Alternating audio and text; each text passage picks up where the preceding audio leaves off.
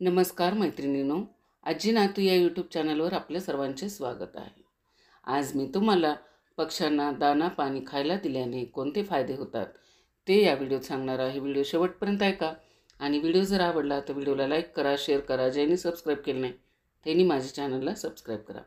चला तर मग जाणून घेऊया पक्ष्याला दाणे देण्याचे फायदे काय आहेत.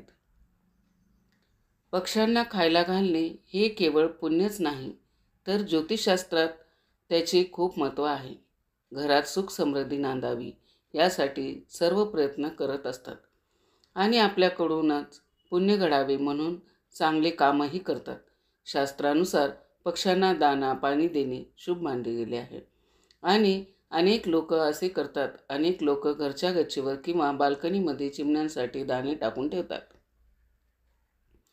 जी व्यक्ती पक्ष्यांना दाणे टाकते त्यांच्यावर लक्ष्मी प्रसन्न होते. दाणे टाकणे शुभ मानले गेले आहे. तरी चला मग पक्ष्यांना दाना टाकण्याचे लाभ काय ते बघूया आणि काय काळजी घ्यावी ते देखील बघूयात. पक्ष्यांना दाना पाणी देण्याने जीवनातील अनेक समस्या सुटतात.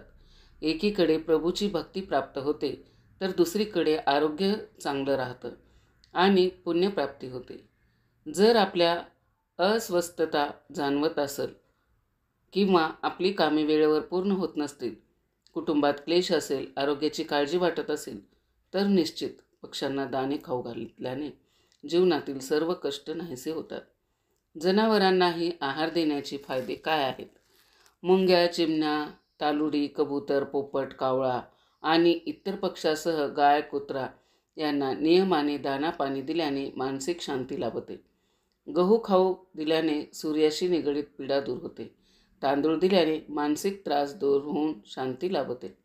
मुगाची डाळ दिल्याने बुध ग्रहाशी निगडीत समस्या सुटतात. चण्याची डाळ दिल्याने गुरुची कृपा राहते. जनावरांना ज्वारी खाऊ घातल्याने शुक्र ग्रहाची समस्या सुटते.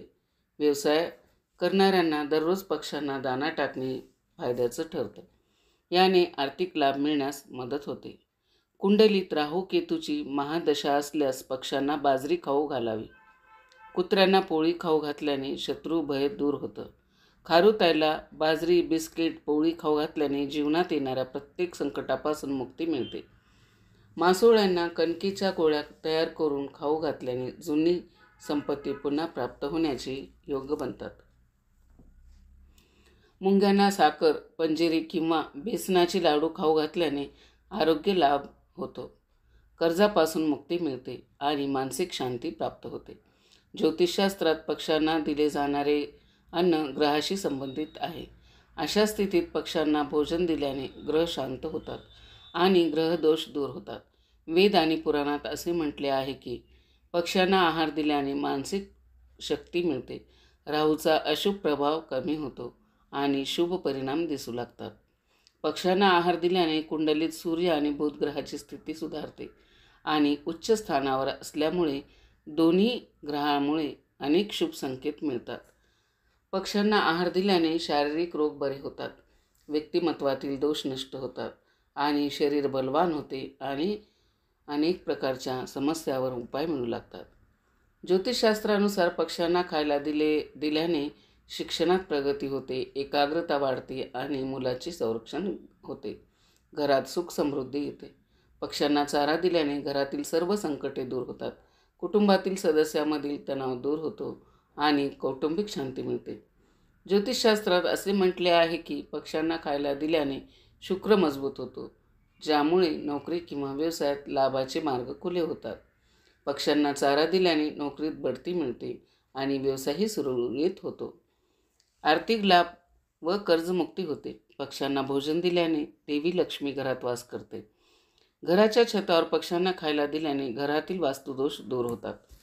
ज्योतिषशास्त्रात असे म्हटले आहे की मंदिरात पक्ष्यांना भोजन दिल्यास अखंड फळ मिळते आणि देवाचा आशीर्वाद सदैव राहतो. परंतु अनेकदा काही पुण्याची कामे करताना देखील आपल्या हातून नकळत चुका घडतात आणि नुकसान झेलावं लागतं. तर दाना पाणी किंवा आहार देताना ही काळजी घेतली पाहिजे जेणे पुण्यप्राप्ती होऊ शकेल. जनावरं किंवा पक्षी येत असलेली जागा स्वच्छ ठेवावी, कारण असे केले नाही तर त्या घरात राहणाऱ्या लोकांवर राहू भारी पडतो. आणि हे अशुभ ठरतं. तर अशा प्रकारे आपण आज जाणून घेतले की पक्ष्यांना खाद्यपदार्थ आणि खाऊ घालण्याचे कोणते कोणते फायदे होतात. तर मित्रांनो, जर तुम्हाला ही माहिती आवडली असेल तर कृपया शेअर करा आणि असे अनेक कथा बघण्यासाठी चॅनलला लाईक करा, शेअर करा आणि सबस्क्राईब करा.